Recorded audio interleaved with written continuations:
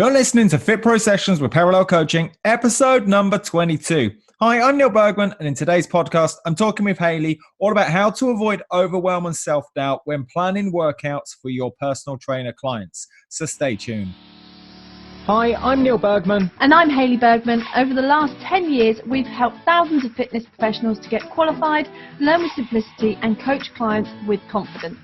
We're the first to say that learning and being a FitPro doesn't have to be hard work, and that with the right structure, support and resources, you can become a confident and knowledgeable fitness professional that is dedicated to more. So how do you learn, qualify and kickstart as a FitPro? This is the FitPro Sessions Podcast with Parallel Coaching. So episode number 22, it is the first one of 2020. Good morning, how are we doing? Happy New Year. It's a little bit late for Happy New Year. It's the 9th of January when this goes live. Still got to be said though, isn't it? It sure has got to be said. You'll notice we don't have a green screen up today and the lighting's down as well, but that's all okay. You can still see and hear us all okay. So what are we talking about today, Hayley? Today we're talking about planning. So we get a lot of questions from our learners, especially when we put in our inner circle, asking for questions and what people want to ask us. And it's usually around planning. And how overwhelming planning is and how it can breed a certain amount of self-doubt for people that are already qualified as personal trainers and fit pros. So ultimately, what we're talking about is planning and how to drop overwhelm and self-doubt. Yeah, exactly. And a lot of those questions come in saying, oh, do I need loads of software? Do I need to have all this all singing, all dancing? What if I've got lots of volume? Which you could. You could. But that might lead to more overwhelm. Yeah. Learning a new bit of software, a new bit of kit. Absolutely. Unnecessarily, maybe. It's up to you. You never know. I've been a PT for over a decade, and I can genuinely say I only use one app really with clients, which is MyFitnessPal. Yeah. There we go. Keep it really simple. So the problem that we see most with fit pros is that they don't necessarily value the time it takes to do the planning. Oh. So I'm going to drop that right in there nice and early. So, and that could be a result of something that happened from their PT course. It could be something that they've experienced themselves. I think historically as well, the PT industry has very much been, or certainly I've seen it, it's been pay per session, pay per go. Yeah. And so the client pays you, let's say, £30 for the session in the gym or at their home. And that covers everything. That covers the travel, the planning, the setup, the session, the debrief, the unpacking, the drive home, where I'm going to say PT has become a lot more sophisticated in the last, I've seen it, as a PT, still active. I still PT clients myself. And it's become a lot more sophisticated in the last couple of years. And with that comes a lot more value or stacked value, which means you should be valuing all of your time. Yes. So rather than see it as a pay per session, say £30 per hour. It's not just those training sessions that count. Is that what you mean? Completely. It's all areas of how you manage your client's lifestyle and mindset and everything else. And also, let's keep it on track, just planning. If we don't value planning from a monetary perspective, I'm not going to do a great deal of planning for my client. Massive problem. And that also causes a certain amount of overwhelm. And I've heard many clients before say, I find it really confusing. They got bits of paper everywhere. They're trying to think about what their client should be doing in 12 weeks time. And they just don't really know where to start. And then they start thinking about the exercises first. They get massive overwhelm. They're like, I don't know how to make it good. And they get stuck in this thing of, actually, probably it's better that I just don't bother planning and I'll just turn up and wing it. So they get. Do you know? I'm going to jump in. I just remembered something here. And this irritates the heebie-jeebies out of me. Heebie-jeebies. That's a very politically nice word to use now. I'm not going to swear. Maybe that's my 2020. Maybe later. Maybe that's my 2020 New Year's resolution is not to swear. Heebie-jeebies. Do one. You don't antagonize me, Hayley. So what I saw the other day was, I'm going to say the body coach was doing a HIIT session on Facebook Live. Ooh, yeah. He had near on 8,000 people tune in. And he said categorically at the beginning, bearing in mind he's a role model, bearing in mind a lot of fit pros look up to him, bearing in mind he's made in excess of 10 million quid in the last couple of years. Yeah. And so he provides evidence that it's possible to make it big time in fitness. And he categorically said live, I haven't planned this session, guys. I'm just going to make it up as I go. I'll let you fill in the blank. It doesn't promote planning. It doesn't promote planning. That's my point. So if I'm a new FitPro and I'm inspired and looking up to some industry greats, because he has been great for our industry. There's no doubt about it. Yeah, definitely. But at the same point, he's set this precedent that at times you don't need to plan, when in actual fact you do. Yeah. You do. Yeah, it's a massive problem, not just in that area, but also like if people feel like they're stuck, feel like they're overwhelmed, then planning takes a backseat. It doesn't get valued, and as a result, it ends up not getting done. And as a result, that affects the client's goals. But the real opportunity that we've got here is that rather than having this problem, is that if we do it right and we do planning in a real simple and structured way, and we're going to share some principles with you here today, is that you can plan with simplicity, you can plan with structure, and you can not see it as a chore, and you can actually get really great results for your clients. So planning is a real clear opportunity. Cheesy, I'm going to say it. Fail to plan, plan to fail. Woo! It doesn't matter what area of life we look at. If we don't have a plan, then I can't work towards something. Yes, nice. Simple. I love that. It's really that simple. Yeah, exactly. So I want to share 5 main principles with you, and also a serious amount of action as well. And we've made our notes. Whoa. So the obviously clipboard actually the clipboard just as he does that. got incredibly strong through a very strong periodized plan that I'm following. So where do we go first, Hayley? Because you've planned this. You planned the podcast. I'm feeling organised. You're feeling. Which is what planning is. Exactly. How do you expect to go into a session without a plan? Of course you're not going to feel organised. Of course you're going to feel like, what am I doing? Overwhelmed and self-doubt. Absolutely. So we even planned this. So yes, the first one is about volume. Now volume has 2 different sides to it really. The key thing about volume is that it's going to get easier the more you do.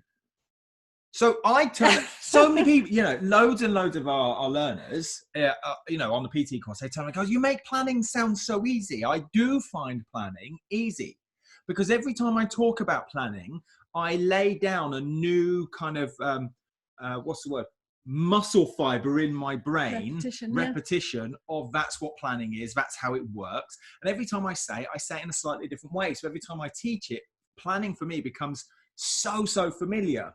Because it's repetition. Repetition is the mother of all skill.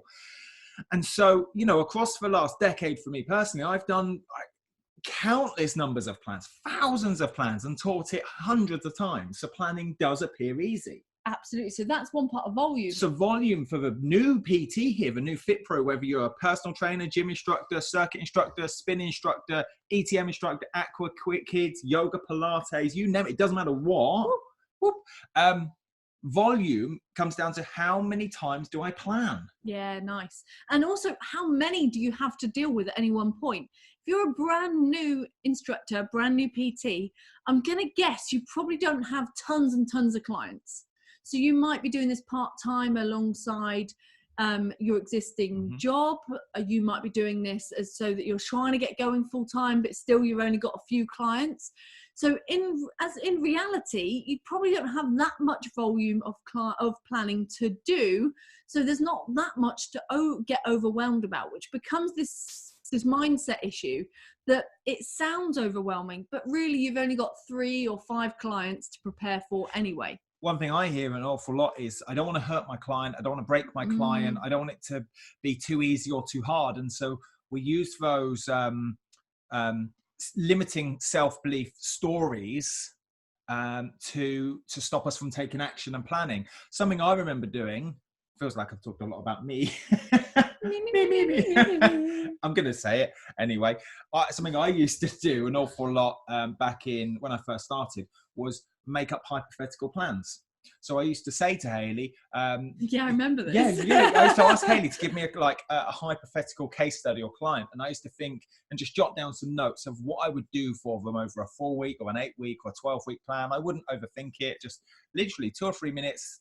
And I'd try and push out a plan. I And remember, that became the early repetition. I remember driving to our PT course when we were learning to be PTs, doing this backwards and forwards. I would suggest a client like profile and he'd make up a plan, and then Neil would suggest one and I'd make up a plan, and we'd done this for the whole 4-hour journey. I still, to a degree, I still do this. Yeah, because you do. It's repetition. So rather than say, wait for the volume, or I've only got 3 clients at the moment, or I only got 2 clients at the moment, I don't feel that great at planning, I feel overwhelmed. Go and create some hypothetical case studies and think, right, what would I do with a 35-year-old guy that's super, super busy but can only train twice a week? What could I do with a young mum that's 25 years old that has been given a sign off from a GP to go and train again 12 weeks after pregnancy? Absolutely. What would I do with a 30-year-old guy that's getting back into martial arts, jiu-jitsu, and wants to develop his muscular strength? And that will take care of the volume. So wherever you are, principle 1 is volume. Whether you've got a small amount, you need to design some extra ones, imagine them, or get stuck into the volume you do have. And this leads really nicely into principle 2. Principle 2 is about having a specific type of client. If you've got, Neil mentioned loads of different ones a minute ago, if you've got loads of different types of client, you're going to feel overwhelmed. I'd feel overwhelmed if a really experienced bodybuilder came to me and said, can you improve my performance on stage? It's not my specialist. If a hockey player came to me, I'd be like, I don't know, I don't specialize in that. So today, we're on day 3 of our January sprints. We have our fitness business Kickstarter. And we got how many people in the group? 50? Almost 50 new FitPros inside the group. And they're on day 3 of the 28-day fitness business Kickstarter. And today is all about the early stages of their avatar, their ideal client. And this helps them set themselves up for success. That was a bit of a mouthful. Because from a planning perspective, if you have 1 ideal client or 2 really max ideal clients, you've only ever got a plan for really 1 person. Because even if you have, let's say 30 clients, but they're all the same type of client, then you've obviously got to plan individuality to that, but you know the concepts, the training principles, that's the word I'm trying to get at, the training principles and the research behind that. So for example, let's go back to a previous learner. She deals with menopause. Yeah. So she knows that majority of all of our clients are ladies. She knows the problems they face. She knows the problems. She knows that they're somewhere in their 40s and early 50s. She knows so much about that client. She knows what to plan based upon their pain and their problem, and knows how to kind of liberate them through training, nutrition, and mindset. Awesome. And so, yes, she's got to do lots of different plans for everybody, but she has a generic plan, knowing what she's got to do for that person. So specificity of a client type is crucial. I think that dissolves overwhelm the most, because you're not going, what if this person comes and asks me? What if this person And it also positions you as the expert. It positions you as the local expert, because you then deal with, let's say you're dealing with menopause. You're only dealing with ladies that are in menopause, so that when a guy comes along, I don't train guys. You need to go to this person. You need to go to this person. And that really does position you as the expert. And if you look at any successful business, they are very clear on who they work with, and they're very clear on who they don't work with. And they're very confident saying, yes, I work with you, and no, I don't work with you. Awesome. Yes. And that's principle number 2, specificity of the client, which flows really nicely into principle number 3, which is about valuing the time that you spend on your planning. Now, we mentioned this at the beginning, but I think this links with the specificity, because if you're doing research about your client and you're doing research about that client type, let's say, for example, menopause, and you're doing lots of research in that area, you can value that research time, and you can value then all the little planning of all of the different variables. Who's more likely to get the goal? 2 PTs. PT number 1 does no planning, no research, turns up, pay per hour, just does a session. Yeah. PT number 2 does the research, they do the planning, they apply the research to the planning, they turn up, they deliver a very specific session to a very specific person. It's like the guy at a Taken. I've got a very specific set of skills. I've got a very specific set of skills. Let's not even go down in person. Oh, that was rubbish. Anyway, You get my point, right? I can't do that. But what would the client really want? PT number 1 or number 2? In fact, I would pay more for number 2. And now you're positioned as the expert, they're more likely to go, yeah, I want that person. And that would explain why there's a gap in the PT market or the coaching market. If you look at, for example, James Boardman and the dad coach, why is it that he is accelerating off very, very specific with his ideal client, and other people that are doing other things associated with dads aren't able to even come close to what he's delivering? Why is it that the body coach or James Smith or Jamie Alderson are able to accelerate off, ultimately doing the same thing as a new FitPro? Yes. Anybody can do this. Same outcome, same thing. Same thing, but why are they accelerating off? Nice. Okay. Awesome. And that comes back to that point of factoring in the research, the planning, the positioning, the specificity and the volume. And value that in your pricing. Yeah, absolutely. Number 4. Number 4 is about the format that you choose. This often causes a huge amount of overwhelm. Where do I use software? Do I use Word? Do I write it on the back of a fag packet? Probably not a fag packet. A Tesco's receipt will do. But it doesn't matter, does it? It doesn't matter. Do whatever makes you feel comfortable. If you're quite techie, you could hop onto a software thing. If you want to, you could use Canva. It's a really good way of I'm a very laying it out. techie person. And you use PowerPoint, do you? I use PowerPoint. I like PowerPoint because you can put images, you can list out what they've got to do. I always think about, how do I keep the end user in mind?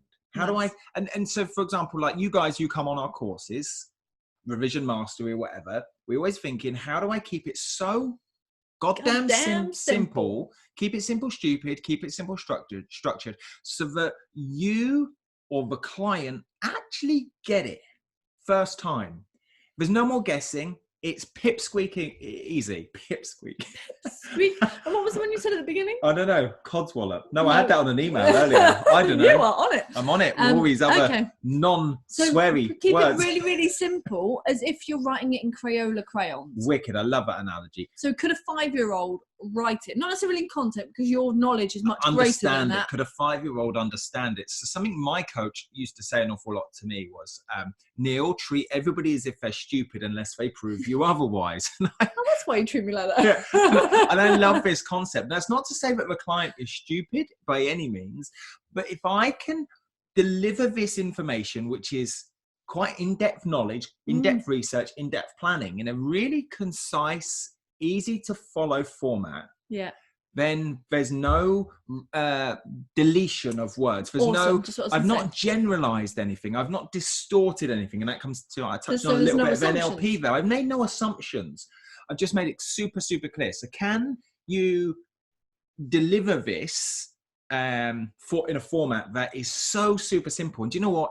For me, it was always PowerPoint. It was just a list of exercises in order. Do this for this number of sets, reps, rest, tempo. Blah. And you could easily adapt that each week as needed and change the exercise and stuff.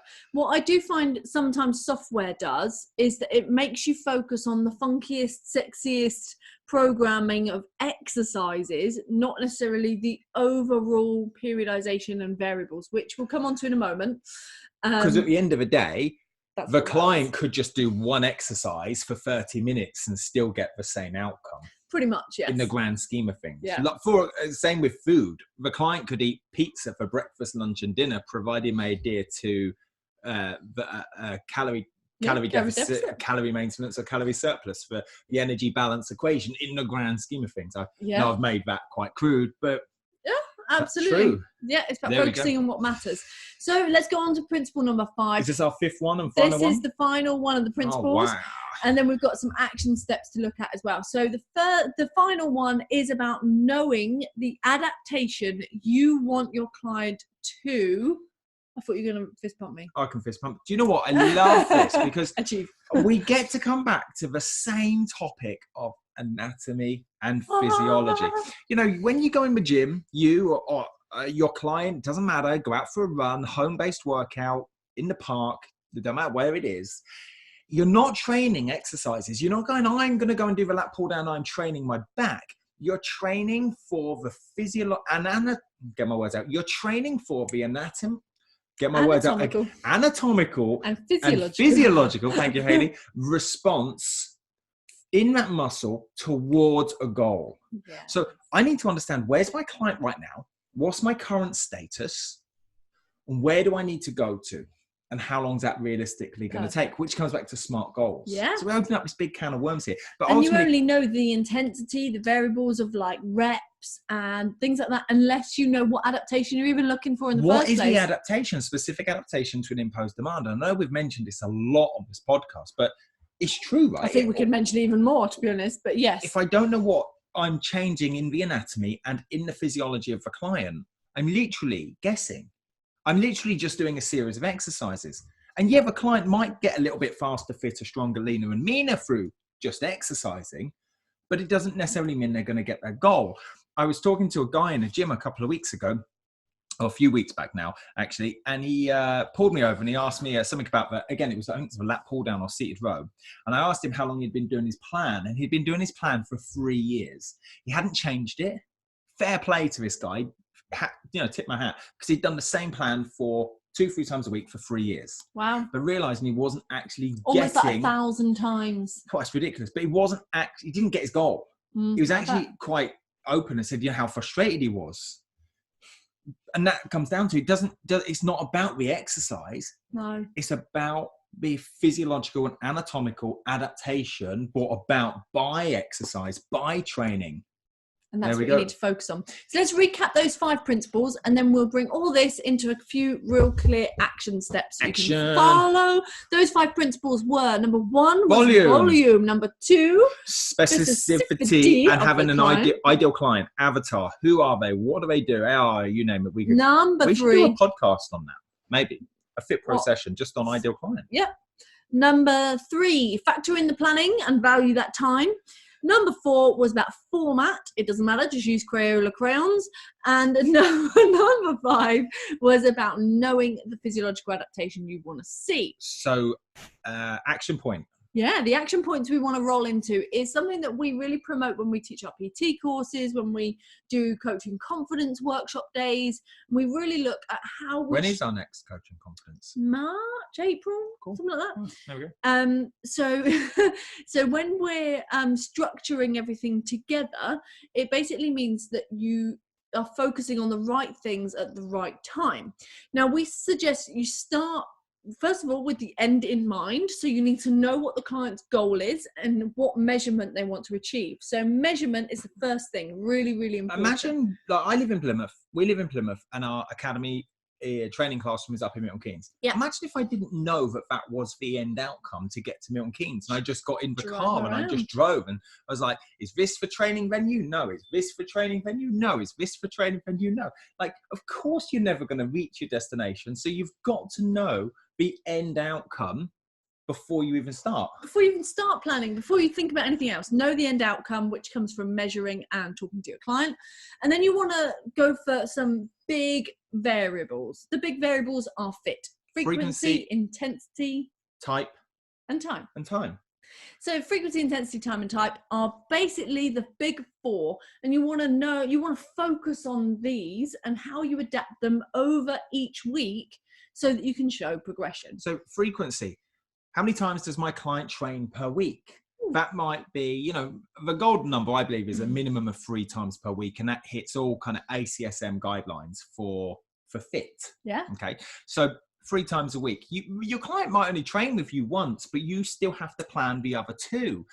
You can't just do like 1 PT session and go, hey, Joe Blogs, go and do the other 2 on your own, or go and do this session, make it up, or go and do this spin class and this body attack class. That's not good enough to get the goal. So you've got to plan all 3, even though they're only with you for 1. That's why we said about value in planning more, because you got to plan for sessions that you're not even going to be there. And that's why you've got to be able to write it in Crayola crayons.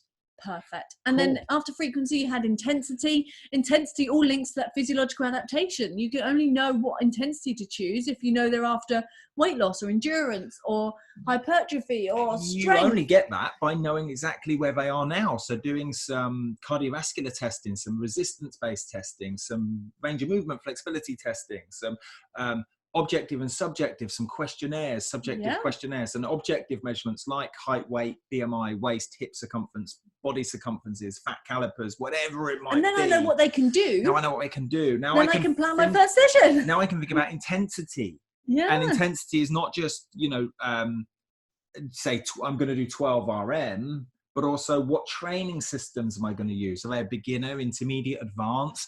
Do they have no training age? Have they not been in the gym for 20 years, or have they been training for 6 months? What's their training age? And now I can think, right, are they going to do single sets, basic sets, circuits, PHA, DeLorme and Watkins, giant sets, tri-sets, supersets, pre-exhaust, post-exhaust, eccentric. You get the gist. So that's where your level 3 training systems come into play within intensity. Yes. Next one's really important as well, time. So time that you choose and the timings of the session are still coming under this variable. Is it a 40-minute session? Is it an hour session? Is it a 20-minute session? I think we need to drop the fact that people are paying for, they're paying me for an hour. They're paying for me. They're not paying you for an hour. They're paying you for a result, and they're paying you for a session. So repeat. So I remember. Oh, say that again. They're paying you for a result, not a session. Is that what I said? Yeah, they're not paying you for an hour. An hour? They're paying you for a result. Like my PT session last night was, I think, 35, 40 minutes max. It's fine as long as they get the result. And actually sometimes better. Yeah, because we get less is more, because actually we hit the I can't even get my words out. The anatomical and physiological demands of that session, and they were really high demands.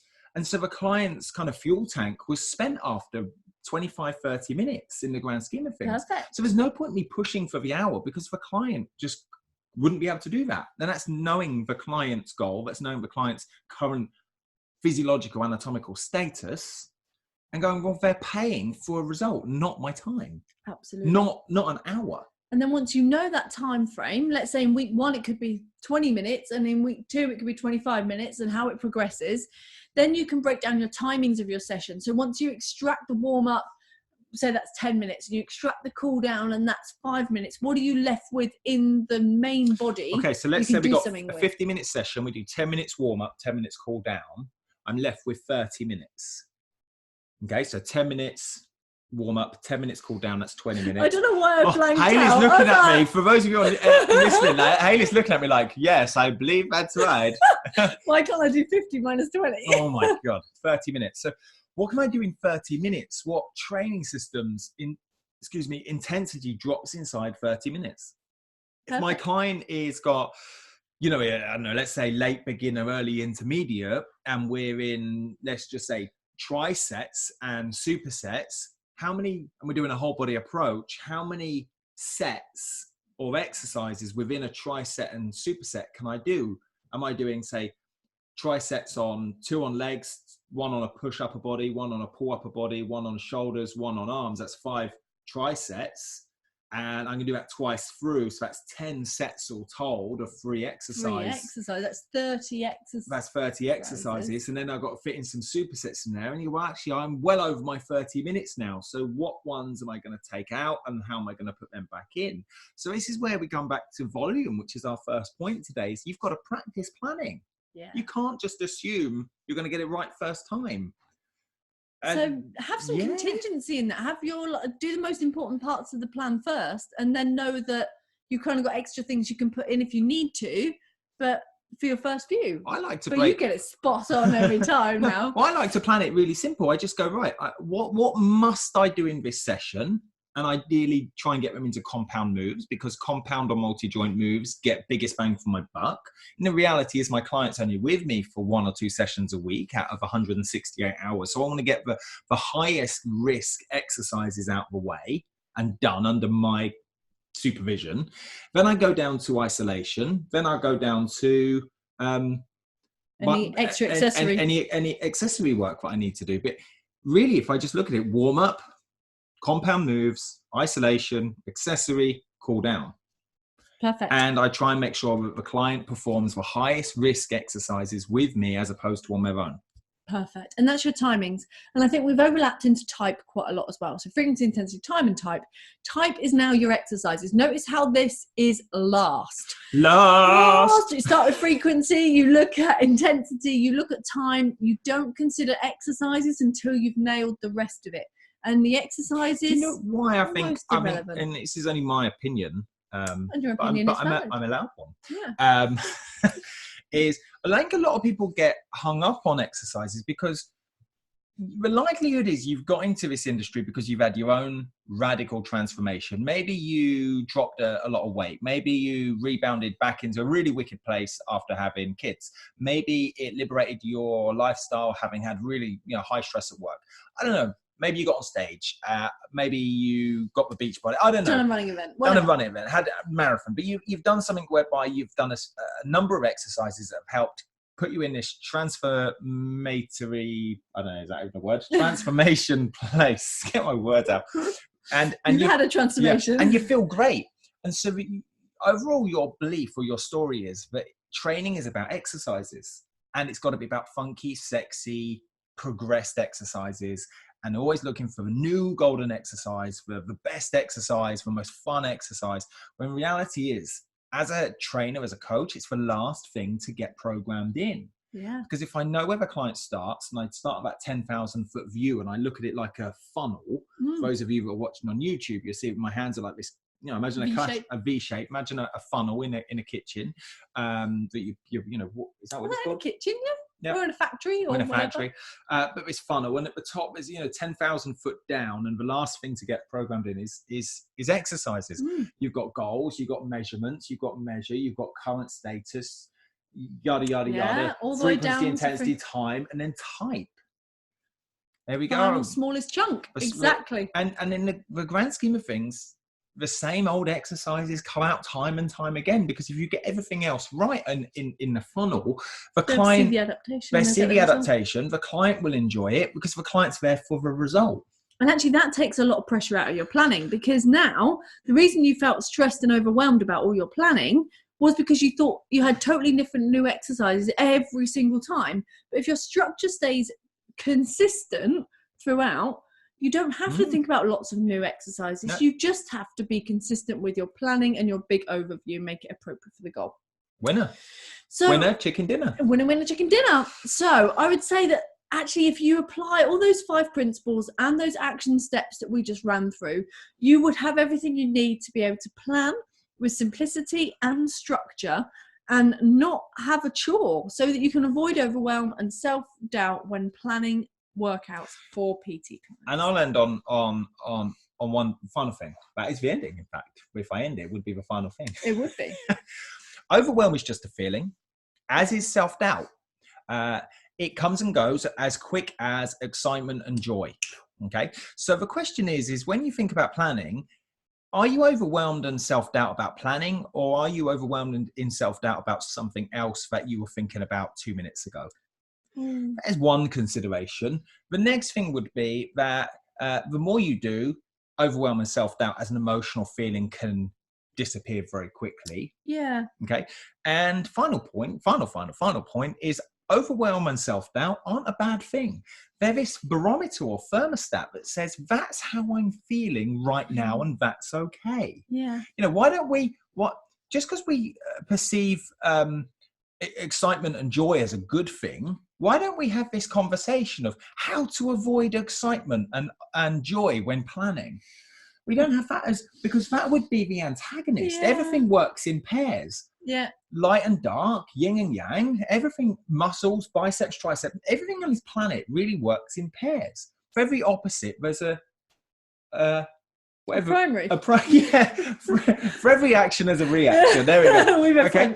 So if I rephrase this and says how to avoid joy and excitement when planning workouts for personal training clients, you'd think, hold on a minute, guys. Hold on a minute, Neil. Hold on a minute, Hayley. What the hell are you talking about? Why do I want to avoid this? So actually, experiencing overwhelm and self-doubt is actually a really beautiful thing. Oh, nice. It's actually a really nice thing to experience, because this is telling you is you need to go away and do a little bit more research, a little bit more planning, a little bit more repetition, a little bit more volume. It's just emotional feedback, isn't it? It's giving you an emotional feedback to say, maybe I haven't got an ideal client at the moment. Or maybe I'm not doing this the best way I can do. And now you can apply our principles. Yeah, maybe I've not been applying fit. And actually this overwhelm is actually telling me to go and learn more about fit principle. So you listen to this podcast. There we go. So don't see overwhelm and self-doubt as a bad thing, because it really isn't. It's just an emotion. It's just an emotion, and it comes and goes as quick as excitement and joy. There we go. So with that said, drop a comment below. Let us know you've enjoyed this one. Leave us a 5-star review. It does help us push this FitPro Sessions up the podcast ranking, which is doing pretty well at the moment. Yeah, and I know we've got a lot of you guys are already FitPros, already working with PT clients. So put in your opinions in the comments as well about what you found has really helped you with planning for your PT clients and for their workouts. And if I really cherish your response. And if you're not in our Parallel Coaching Facebook Inner Circle, follow the link, which is just a Facebook group, but as far as Facebook groups go, there's 1,200 people in there, all learners, all new fit pros, all people just like you. It's really supportive, actually. It's lovely. And it's just good fun in there, you know. Yeah. Come and join us. It'd be great to see you in there. Outside of that, we will see you next time. See you later. Bye-bye. Hi, I'm Neil Bergman. And I'm Hayley Bergman. Over the last 10 years, we've helped thousands of fitness professionals to get qualified, learn with simplicity, and coach clients with confidence. We're the first to say that learning and being a FitPro doesn't have to be hard work, and that with the right structure, support and resources, you can become a confident and knowledgeable fitness professional that is dedicated to more. So how do you learn, qualify and kickstart as a FitPro? This is the FitPro Sessions Podcast with Parallel Coaching.